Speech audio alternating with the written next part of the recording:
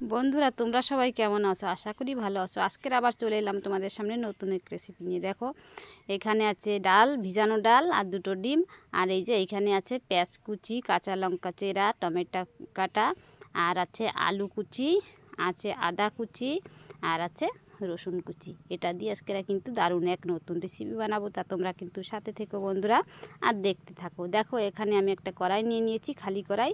এখানে আমি এই ভেজানো ডালটা দিয়ে দেবো। এই ডালটা আমি আধা ঘন্টা আগে ভিজিয়ে রেখেছিলাম, মসুরির ডাল। তো এটা দিয়ে আজকে রেসিপি হবে। দেখো ডালে প্রথমে কড়াইতে দেওয়ার পরে দিয়ে দিলাম আমি সেই আলু কুচি, এবার দিয়ে দিলাম টমেটো কাটা, তারপরে আবার দিয়ে দিলাম ফেলে রাখা লঙ্কা, আবার দিয়ে দিচ্ছি আদা কুচি, এবার দিয়ে দেব রসুন। রসুনটাও ছেলে নিয়েছি, গোটা গোটা রয়েছে, এটা দিয়ে দেব। দেখো সব কিছু দিয়ে দিলাম বন্ধুরা। এবার আমি দিয়ে দেব পেঁয়াজটাও আমি কুচিয়ে নিয়েছি, এটা আবার দিয়ে দিলাম। তারপরে আমি দিয়ে দেব হলুদ গুঁড়ি, পরিমাণ মতো দিয়ে দিলাম হলুদ গুঁড়ি। এবার দিয়ে দেব আমি লবণটাও স্বাদ অনুযায়ী দিতে হবে।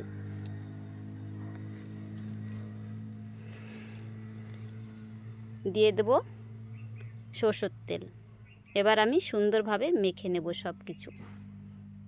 আর এই রান্নাটা কিন্তু বন্ধুরা খেতে দারুণ হয়। সব দিন তো আর এক নাগাদ ডাল ডিম খেতে ভালো লাগে না রান্না, তাই এরকম করে খেলে কিন্তু খেতে মনই চাইবে। তো দেখো আমি সুন্দর করে মেখে নিলাম। মাখানোটা আমার হয়ে গেছে বন্ধুরা প্রায়। তো এখন আমি দিয়ে দেব, এই যে দেখো অল্প একটু জল দিয়ে দিচ্ছি, যেটুকু লাগবে। এটা সিদ্ধ হতে ঠিক তেমন আন্দাজ করেই জলটা দিতে হবে। জলের ভিতরে আমি সব উপকরণগুলি ডুবিয়ে দিলাম সুন্দরভাবে। এবার আমি একটা ঢাকনার সাহায্যে ঢেকে দেব। দেখো একটা থালা দিয়ে ঢেকে দিলাম। এবার আমি চলে যাব এই যে দেখো গ্যাসের ধারে। এবার আমি গ্যাসটা জ্বালিয়ে দেব।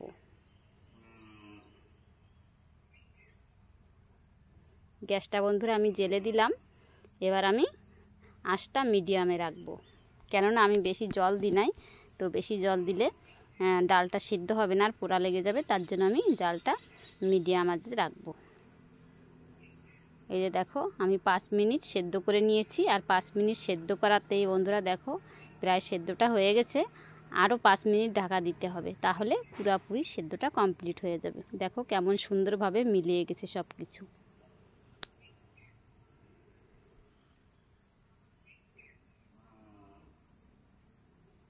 আর জলটাও ঠিকঠাক মতো হয়েছে। আবার আমি 5 মিনিটের জন্য ঢাকা দিয়ে রাখবো। চলে আসছি বন্ধুরা আবার 5 মিনিট পর।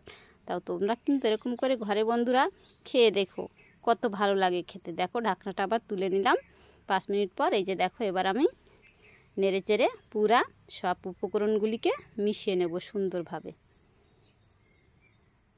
এটা তো খুন্তিতে হবে না, তো একটা হাতার সাহায্যে আমি ডলে ডলে সব পিষে নেব। আর পিষাটা বন্ধুরা খুব সহজেই হয়ে যাচ্ছে, কেননা সেদ্ধটা দারুণ হয়েছে। অল্প টাইমের ভিতরেই কিন্তু সব কিছু উপকরণ আমার সেদ্ধ হয়ে গিয়েছে।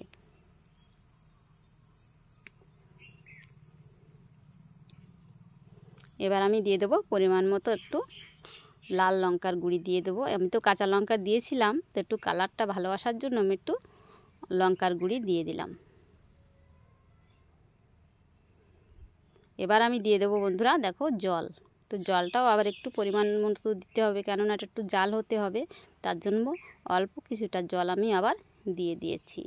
আর এখানে দেখো আরেকটা পেঁয়াজ আমি মাঝারি সাইজের কেটে নিয়েছি। এবার আমি এই ডিম দুটো ভেঙে নেব।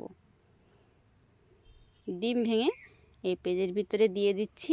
তারপরে আমি এটাকে খুব ভালোভাবে মিশিয়ে নেব। মিশিয়ে আমি আমলেট করে নেব বন্ধুরা। আর এই আমলেট দিয়ে আজকেরা কিন্তু ডিম রান্না হবে। দেখো দুটো ডিমে কিন্তু ঘরের সবার খাওয়া হয়ে যাবে, আরও কিন্তু খেতেও দারুণ হবে। অল্প খরচে বেশি লোকের খাওয়া বন্ধুরা, এইভাবে তোমরা ঘরে বানিয়ে দাও। এবার আমি অল্প একটু লঙ্কার গুঁড়ি দিয়ে দেবো, পরিমাণ মতো একটু লবণ। এবার আমি এই উপকরণগুলিকে আবার সুন্দরভাবে কিন্তু মিশিয়ে নেব একটা চামচের সাহায্যে।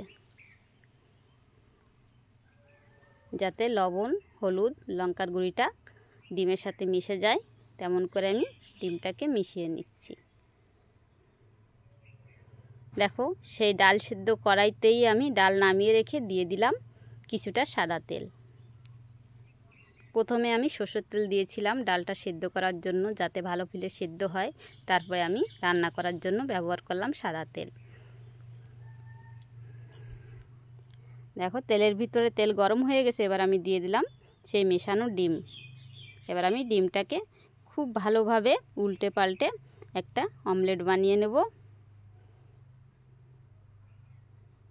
আর রান্নাটা বন্ধুরা কিন্তু অনেক তাড়াতাড়ি হয়ে গেছে, একদমই দেরি হয় নাই। অনেক সহজ রান্নার ভিতরেই কিন্তু সুস্বাদু একটা রান্না। এই দেখো আমি উল্টে পাল্টে নিলাম, ডিমটাকে লাল লাল করে ভেজে সুন্দরভাবে ভাজা হয়ে গেল। এবার আমি ডিমটা কেটে কেটে পিস পিস করে নেব। তোমরা চাইলে রোল করেও নিতে পারো, তারপরেও কাটতে পারো। আমি রোলটা করলাম না, আমি এরকম করে পিস পিস করে কেটে নিলাম। যে যার পছন্দ মতোই করতে পারো, কোনো অসুবিধা নাই। এবার আমি ডিমটা নামিয়ে রাখছি একটা থালাতে। এই যে দেখো কত সুন্দর ভাজা হয়ে গেছে। সেই কড়াইতে আমি দিয়ে দিলাম আবার অল্প একটু সাদা তেল। তেলটাকে কিছুক্ষণ ছেড়ে দেবো গরম হওয়ার জন্য। তেল গরম হয়ে গেছে, এবার আমি ফোড়নে দিয়ে দেবো 5 ফোড়ন, 2টো লঙ্কা মাছ থেকে চিড়ে নিয়েছি, শুকনো লঙ্কা, আর দিয়ে দিচ্ছি 2টো তেজপাতা। এবার আমি ফোড়নটাকে লাল লাল করে ভেজে নেব। দেখো ভাজাও হয়ে গেছে। এবার আমি এই ফোড়নের ভিতরে দিয়ে দেবো সেই ডাল। এই যে দেখো রান্নাটা কিন্তু বন্ধুরা আমার এখন হয়ে গেছে। এবার আমি আর বেশিক্ষণ লাগবে না, অল্প টাইমের ভিতরে কিন্তু তুলে নেব। এই দেখো সুন্দরভাবে একটু ফোড়নটা ডালের সাথে মিশিয়ে নিলাম। এবার দিয়ে দেবো সেই ডিমের অমলেট। এই অমলেটটা দিয়ে আবার একটু নেড়েচেড়ে মিশিয়ে নেব। দেখো মেশানো হয়ে গেছে। এবার আমি উপর থেকে একটু গরম মশলা ছড়িয়েই কিন্তু নামিয়ে নিচ্ছি বন্ধুরা। আর তোমরা দেখতেই পাচ্ছ যে খাবারটা কত সুন্দর সুস্বাদু হয়েছে। এটা দেখতেও যেমন খেতেও তেমন। এবার আমি নামিয়ে নেব। রান্নাটা পুরোপুরি কমপ্লিট হয়ে গেছে, খাওয়ার জন্য তৈরি। দেখো আমি গামলাতে ঢেলে নিলাম। আর দেখো কত সুন্দর দেখা যাচ্ছে। তোমরাও কিন্তু এরকম করে ঘরে বানিয়ে খেয়ে দেখো বন্ধুরা, খুবই সুস্বাদু খাবার। তো তোমাদের সাথে দেখা হচ্ছে আবার পরবর্তী এরকম কোনো নতুন রেসিপি নিয়ে। তা তোমরা সাথে থাকো আর দেখতে থাকো। ভালো লাগলে কিন্তু কমেন্ট করে জানিও।